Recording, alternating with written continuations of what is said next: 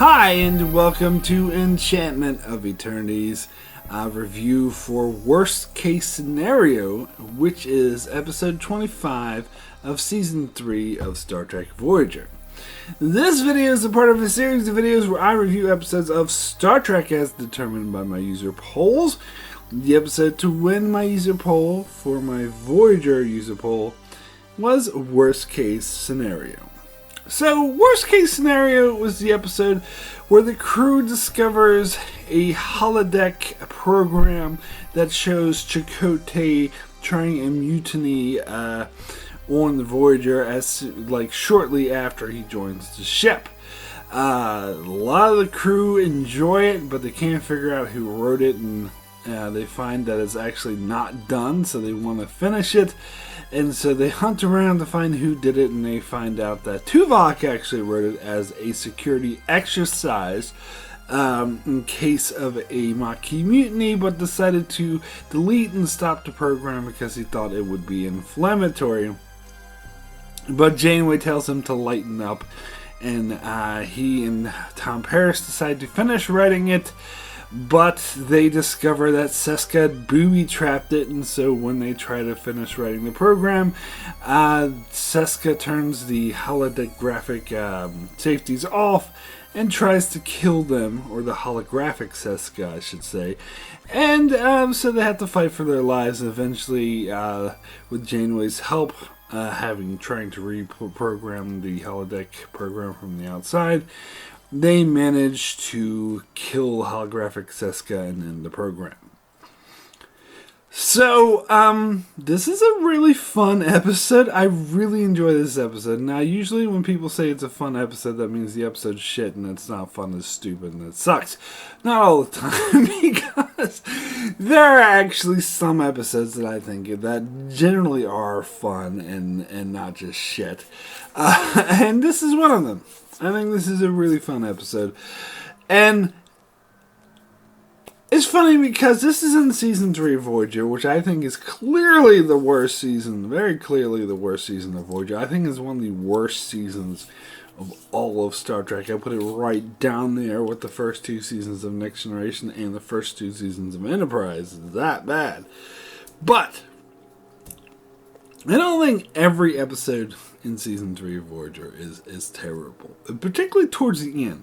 They did get an uptake in quality towards the end of season 3, and this was the penultimate episode of season 3, so this is towards the end, and of course the Scorpion that comes after this, which is one of the best episodes of Voyager. So towards the end of season 3, they kind of pulled their shit together and made some good episodes, and this is one of them, even though this episode's not a masterpiece. It has its flaws, but it's actually a really good episode. It's a really good callback to earlier Voyager, and that's part of the reason why I think this succeeds where a lot of other season 3 episodes don't, is because it feels like a season 1 or a season 2 episode.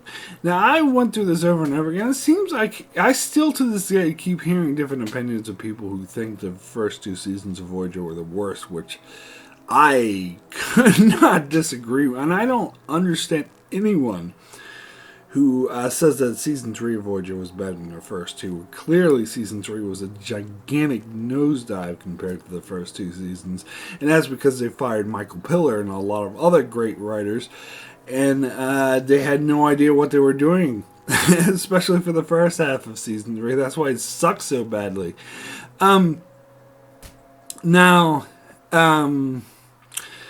The thing about seasons 1 and 2 that I loved is that it had a sense of community. It had a sense of continuity, of setting continuity, of character continuity. It felt like Voyager was a community, not just a starship. And season 3 kind of torpedoed that.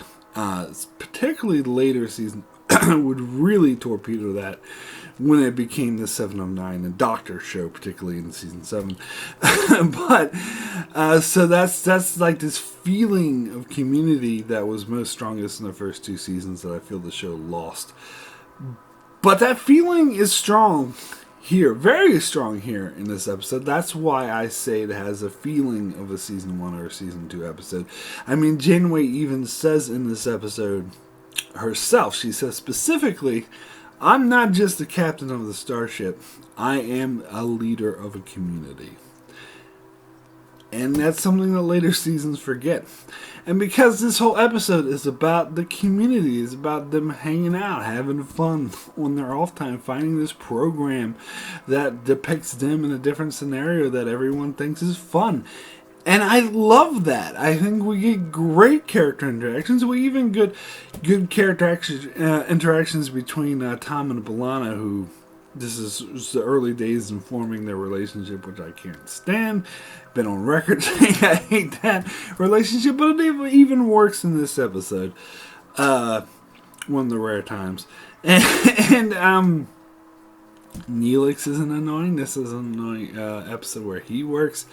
It's just a really great character building, a community, and some of the interactions between like Tom and Tuvok after Tom finds out that Tuvok was the one who wrote it were great. And I love how Tuvok is so obtuse and he doesn't realize because he doesn't have any concept of fun, really.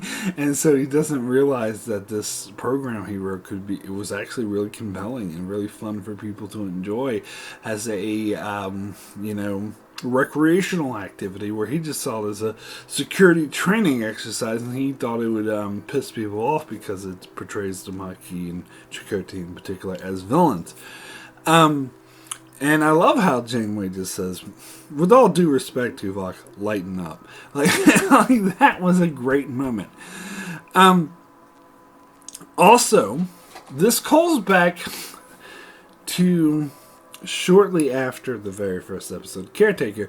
Now, there's a problem. One of the main problems with Voyager in season 1, like in the very second episode, or even at the end of the very first episode, and this is something Ronald D. Moore brought up. He said this was the main issue with Voyager, is that at the end of the first episode, when Chakotay it ended with Chakotay and the Maquis wearing Starfleet uniforms. That was the huge problem. That was a big mistake. That kind of undercut the whole premise of the show. Because the whole premise is two crews, the Starfleet and the Maquis crew, having to work together. But the fact that the Maquis crew were wearing Starfleet uniforms and essentially agreed to be a part of Voyager crew as Starfleet officers, that really torpedoed that idea and made it kind of useless. And pretty much, other than the very stray, piece of dialogue, oh, these are Maquis and these are Starfleet, and sometimes they try to like play up the conflict between them, but it always doesn't really work. And it always feels artificial, such as the learning curve when they had those Maquis crew members who didn't fit in, who Chakotay punched, and Tuvok had to be their gym teacher and threw basketballs at them, made them run laps around the cargo bay. That didn't work. It didn't work, and the reason why all of it didn't work is because they integrated to the crew way too fast. Way too quickly. And this episode kind of corrects that a little bit, because, or at least gives you a what if scenario, because it shows that time period which the actual show itself sped by way too fast, where the Maquis crew wasn't trusted, where they were seen as outlaws and not part of the real crew, and that Tuvok was very uneasy with the Maquis captain being a first officer, and it shows how he thought that this was a real possibility. And to be honest, this one, I don't blame Tuvok for thinking that. In fact, it would make total sense. I mean, the way the show actually did, because they wanted Chakotay and Maquis crew members to be the good guys, they integrated them into the crew way too fast. So this, anyway, and not only that, it's always fun and really interesting to have a what if scenario. To say, oh, what if? There's a lot of Parallel Universe is all about that. There's a comic in Marvel called What If. People do YouTube videos sometimes. Oh, what if this didn't happen? It's always really interesting to look at that, and I think this is a really fascinating what if look. Oh yeah, and another thing I have to mention, another scene that I love in this episode is with Tuvok and Tom, and when they're talking about trying to rewrite the holodeck program, and Tom is just like, oh, let's just have Janeway kill all the people, execute the crew, and Tuvok's like, what? That's not within her character. She wouldn't do that. Doesn't make sense. And then Tuvok's like, oh, who cares? Lighten up. To me, that shows that Tom Paris is an idiot writer. And I almost get the impression this is the way the writers of this episode, saying that a lot of people don't know how it is to write the story, and they do sort of thing amateurishly, and they're just like, oh, let's just have Janeway execute the Maquis crew because that would be fun. And Tuvok's like, no, that's not within her character, and he talks about the Vulcan dictates or whatever. And he's 1,000% correct. I completely side with Tuvok. In fact, whenever any shows, particularly Star Trek shows, as you will know if you're familiar with my reviews, do something that's completely out of character, I do raise all hell and be like, this isn't within their character.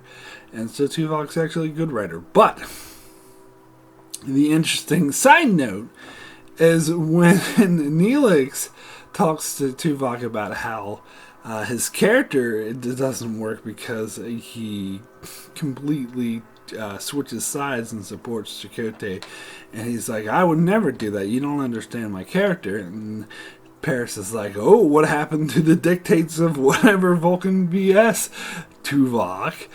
And the thing with that is, I do think that Tuvok had a lesser opinion of Neelix. I actually side with Neelix, and I know a lot of people also really hate Neelix. But particularly when Neelix first came on board, Tuvok was very untrustworthy of him. And he not only thought he was a huge annoyance, but he didn't trust him, didn't like him, and he didn't think much of his integrity or scruples. And I think Neelix, even up to this stage, throughout the 3 years he's been on Voyager, proved them wrong. Proved that he did have more integrity and that he was more loyal and more trustworthy. And so I think this was a fault in Tuvok. I think Tuvok was biased against Neelix, and that's why he got his character wrong. Not because he was just a flat-out bad writer the way that Tom Paris is, but because he let his own... biases get in the way of actually understanding Neelix's character. So I found that very interesting. Now, let me get into what I don't like about this episode, where I think it kind of fails, and that is the threat of the week. I think this episode would have been better off had there been no threat. It was just a character story. It was just about the crew hanging out. As I said, it has a community hanging out, having fun, trying this holodeck program. In fact, I would have much preferred it if, Tuvok and Tom Paris, when they went to finish the program, that the bullshit with Seska didn't happen. And instead, they actually finished writing, and it could show them like having their disagreements, and it could show Tom having his silly thing like, oh, let's make Janeway retake the ship and execute the Maquis crew. And Tuvok is like, oh, what the hell? That's not in her character. Like, show those, development, instead of just them talking about it, show Tom Paris do that. Show, a version of the program where Janeway does that and Tuvok steps in, and you see him step in, and it's like, this is illogical. She would not act in this way. And then you see Tuvok's version of the continuation is, really boring and stoic, and Tom Paris is like, that would be that's how they should have done the episode. And then they could have, the other crew members come and try it, and maybe have Chakotay himself try it, and sort of end on a little lighthearted, just make it a character piece, kind of like, I'm sorry, I hate what I'm about to say, but kind of like Fairhaven was, even though that's a terrible episode. I absolutely can't stand that fucking episode, but at the very least they were able to avoid the threat of the week. I mean, that whole premise of the episode was just doomed from the beginning is so dumb. But this premise is strong. So they just would have taken that same outlook, though, of like, let's forego this thread of the week and let's make this about a character building community episode. It would have been actually one of the better episodes of the entire show, if I'm being honest. But like so many episodes in Voyager did, they fell victim to, well, there has to be a threat. And unfortunately, by giving them a threat, they fall back on the most cliche of cliches in the Star Trek universe, particularly in modern Trek, post-TNG.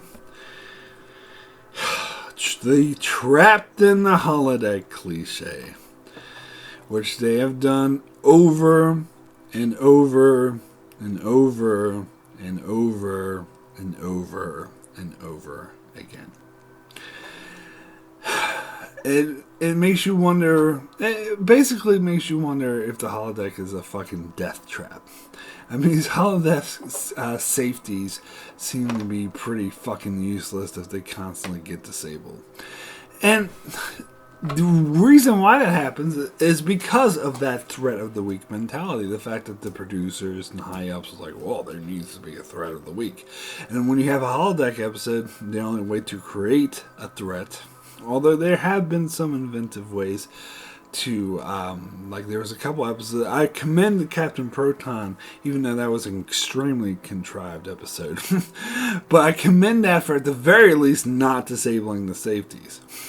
So they found the way to do a holodeck episode and create a threat without disabling. Although the way they created the threat was also contrived, but at least it wasn't cliche. Most holodeck episodes fall back on the very easy, the safety's turned off and the crew members are trapped in the holodeck and their lives are in danger. Ooh. Now, to be fair to this episode, this is probably it's not one of the worst of the Trapped in the Holodeck episodes. That would probably get to like a Fistful of Datas, or you go to the very original one, The Big Goodbye. And I think there's some other like really terrible ones, which I'm just not thinking of because I blocked from my mind. But so this is not one of the worst ones, because rather than it being just a computer malfunction or some bullshit, it's like Seska set a booby trap. Okay, so that kind of makes more sense because she deliberately made it so the safeties would go off, and she rigged the program so that all the holodeck characters would try to kill Tuvok and whoever else was with him. But here's the issue with that. Why the fuck would she do this? She wouldn't! Because, alright, so this episode is claiming that a week or so before Seska left the ship to join the Kazon, which is towards the end of season 1, that she rigged this holodeck to kill Tuvok. So, in this scenario, Seska didn't realize that she would have to leave Voyager. She assumed she would remain on Voyager. For that matter, she didn't think anyone would discover she's Cardassian, which is why she appears as a Bajoran in this episode. So let's get in her mindset. So she rigs the holodeck to kill Tuvok when he goes to recreate this program. And we saw from this episode that the people outside of the holodeck would be aware of what's going on in the holodeck. They would be aware that there's a holographic Seska going around trying to kill Tuvok.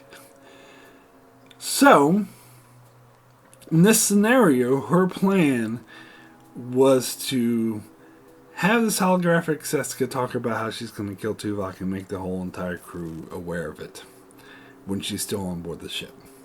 So they would go to her and be like, "Hey, Seska, why the fuck did you rig the holodeck to kill Tuvok? You're under arrest. Why would you do that? She wouldn't do that. If she wanted to kill Tuvok, she would just fucking kill him. And she would do it in a way that wouldn't be obvious to everyone that she was the one responsible for killing him. Because that's the one thing she was very good at, is being covert, being secret. That was her whole deal. No one knew she was a Cardassian. So why would she do? She wouldn't. So this is really, really, really contrived that this threat would happen. And so unfortunately, I mean, even though it was kind of exciting seeing them have to deal with the whole whole holodeck program trying to kill them, like everything is rigged. It's like a game is rigged against them. It's an interesting concept. But the specifics make it incredibly unbelievable and contrived, so it doesn't work. It does bring the episode down. So as I said, they would have been better off not having any threat whatsoever, and so I blame studio interference, as I always do. Anyway, but still a good episode. I still like it. Even though the threat's really contrived, because there's so much good in this episode before that happens, and even after, even though what happens is contrived, it's still entertaining. It's still suspenseful. So my rating for worst case scenario out of 10 is an 8. Extremely good. I do think this is one of the better episodes of Season 3, an otherwise terrible season. And as I said, part of the reason is because it's at the end of Season 3, and Season 3 got better towards the end. Part of the reason is because it feels more like a Season 1 or Season 2 episode, which makes it better. And it is one of the better, more fun holodeck episodes. Even though they end up falling back to the stupid trapped in the holodeck cliche, it's different than most holodeck episodes. Rather than going to a place in history on Earth, which is usually what they use the holodeck for, just an excuse to go to some place on Earth in history, be it fucking Victorian England or an occupied France during World War II or freaking Old West or what have you. They use it in a unique way to explore events that happen on this show, and as I said, explore events that weren't explored enough when they should have been, and that is specifically the untrustworthiness of the Maquis when they first came on board Voyager. And so I think that was a brilliant way to use the holodeck. So overall, I do really enjoy this episode. So that's it for my review of Worst Case Scenario. I shall be back here with more Star Trek reviews, so be sure to check that out. Also, check out my channel as I cover many other shows like The Expanse and more, so be sure to subscribe so you can keep up with all of that. And thanks a lot for watching.